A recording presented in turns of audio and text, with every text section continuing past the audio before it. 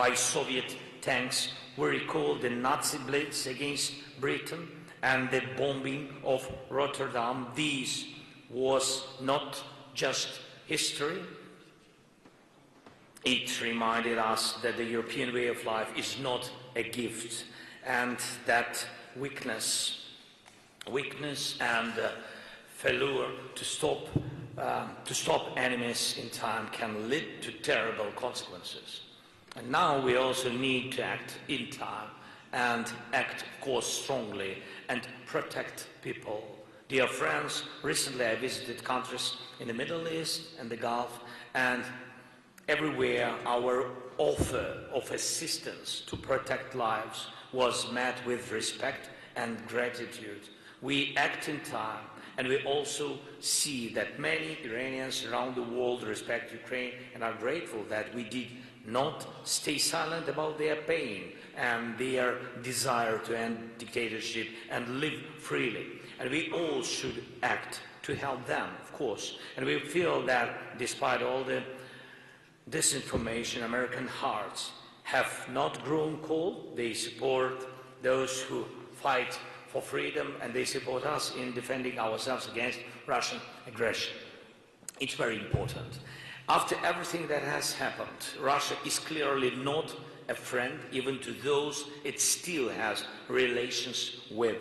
And when some still try to trade with Russia, still want its oil and money, or say it will be very, very hard to achieve justice after this war, we see this as a short-sighted and as a risk of repeating past mistakes. Russia must not win this war in any way. It must not receive any reward from this war. And it must not get ahead of us in new technologies shaped by this war. This is critical. The future of Europe directly depends on how this war ends. And you can see how closely Russia's war against Ukraine is linked to what is happening in the Middle East and the Gulf. The Strait of Hormuz is in the situation much like the Black Sea when Russia blocked our shipping, you remember, in 2022? Yes, Iranian drones and missiles hit neighboring countries just as Russian drones and ballistic missiles hit Ukraine. Modern war is impossible without drones, and most strikes on the front in Ukraine are carried out by drones of many, many types. We also see signs that the Iranian regime may be preparing for ground operations using FPV drones. It's also important to know that Russia is investing in prolonging conflicts in the Middle East. Wars there make it easier to intensify the war here.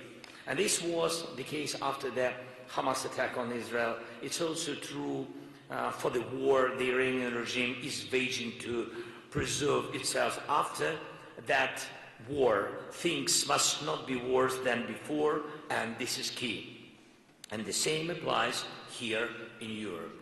Russia must not be left in any position that it could see as better than before. Not in territory, not in technologies, not in politics.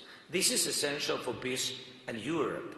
And that is why, when talks to end this war are ongoing, we always do everything to ensure Europe is present and that Europe's interests are taken into account. Ukraine is doing this, absolutely.